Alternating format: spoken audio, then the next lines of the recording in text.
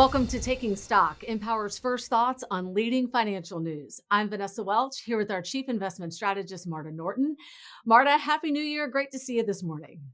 Happy New Year, Vanessa. Marta, we know investors always watch the jobs report very closely, but I think ever since Chair Powell drew that red line in the sand at Jackson Hole, saying the Fed didn't welcome additional cooling, they've become even more critical. So, what's your take on the numbers today? Well, this report was strength upon strength. If we're taking a look at payrolls, we saw 256,000 jobs added. That blows past expectations. And we also saw the unemployment rate drop when the expectation was for it to hold steady. So in December, unemployment clocked in at 4.1%. So improvement there as well. Definitely a very strong report today, Marta. I always appreciate how you really dive and dig into those details. Were there any hidden gems that caught your attention today? I thought the wage growth numbers looked good. Wage growth numbers did look good. And then when we're taking a look at payrolls, we actually saw most sectors add, the exceptions there being manufacturing and mining. When we're looking at the unemployment rate, we actually saw permanent job losers tick down. So another positive there. And of course, our thoughts and prayers are with those in California suffering complete devastation right now. So many of us have friends and family who have literally lost everything from their homes to their businesses. And Marta, you're also following this from an economic standpoint. So I'm curious, what impact do you think that this will have on the labor market?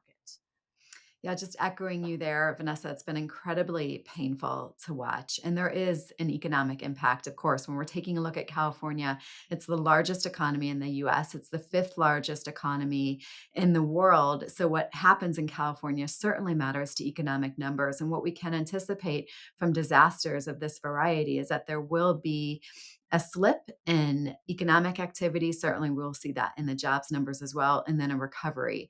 The issue here is that the scale of the wildfires and kind of the scope of it has caught California off guard. So the recovery could be a bit harder fought than what we saw in the South this fall. Yeah, it's going to be a long, long recovery, and they'll need a lot of support. I want to shift gears just a little bit and talk about job hunters. Marta, what would you tell people who are looking for work right now or maybe looking to change their job? You know, what's interesting is that when we're taking a look at the labor market, it has generally speaking been a strong labor market for the past several years. And yet, if you speak to job hunters, particularly in the white collar arena, it feels more difficult. And a lot of that is because we're seeing job hunters, particularly for the white collar workforce, spending more time looking for jobs than they were even a few years ago. Now, there is some anticipation that that could improve. We've seen from corporations that they slowed their hiring as they dealt with uncertainty related to the election. And now, as we have that behind us, we could see 2025 off to an easier start for those who are looking for fresh new gigs. And that is good news, Marta. We hope that that's the case. Before you go, I'm curious how you think today's report might impact the Fed's next meeting. I know you ran a scenario in the Empower Annual Outlook that had a pause for rate reductions baked in for January. It seems like today's numbers could give the Fed some breathing room when they meet in a few weeks.